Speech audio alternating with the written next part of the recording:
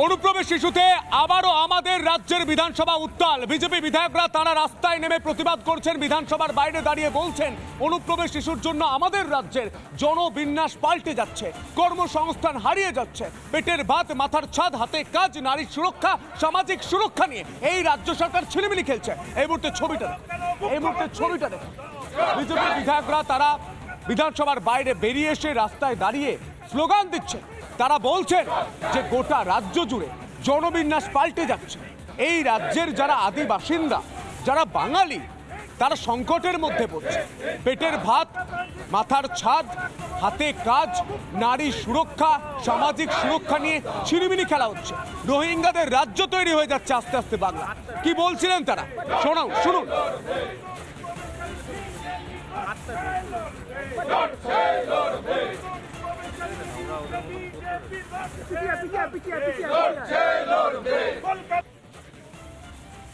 যারা ভারত বিরোধী তাদের মুখের ভাষায় হয় পরিচয় তারাই জিহাদি। যারা ভারত বিরোধী তাদের মুখের ভাষায় হয় পরিচয় তারাই জিহাদি। তাই না হলে মৃত কুম্ভ ভাইরে, তাই না হলে মৃত কুম্ভ বলবে কেন মমতাদি। ভারত বিরোধী ওদের মুখের ভাষায় হয় পরিচয় ওরাই জিহাদি। যারা ভারত বিরোধী ওদের মুখের ভাষায় হয় পরিচয় তারাই জিহাদি। আর এই ঘটনা নিয়ে শঙ্কর ঘোষ, বিজেপি বিধায়ক, তিনি ঠিক কি বলছেন শুনুন। পশ্চিমবঙ্গে অবৈধ অনুপ্রবেশকারী রোহিঙ্গা এবং তাদের কারণে এই রাজ্যের যারা মানুষ তাদেরকে বিভিন্ন সমস্যার সম্মুখীন হতে হচ্ছে। বিএসএফকে জমি না দেওয়া রাজ্য সরকারের ফেন্সিং তৈরি করবার ক্ষেত্রে, অন্যদিকে তৃণমূল কংগ্রেস শাসক দলের নেতৃত্বে গুলশন কলোনির মতন শত শত কলোনি এই পশ্চিমবঙ্গে গড়ে তোলা হচ্ছে।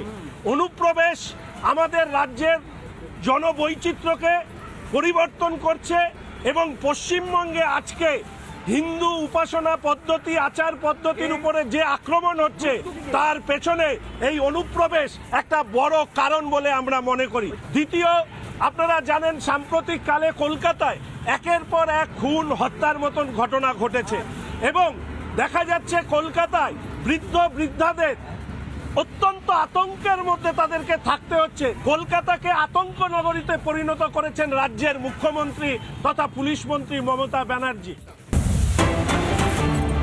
নানা ধরনের কন্টেন্ট দেখার জন্য লাইক করুন, শেয়ার করুন আমাদের ফেসবুক পেজ, সাবস্ক্রাইব করুন আমাদের ইউটিউব চ্যানেল। পাশাপাশি অন্যান্য ব্রেকিং নিউজের জন্য অবশ্যই চোখ রাখুন রিপাবলিক বাংলায়।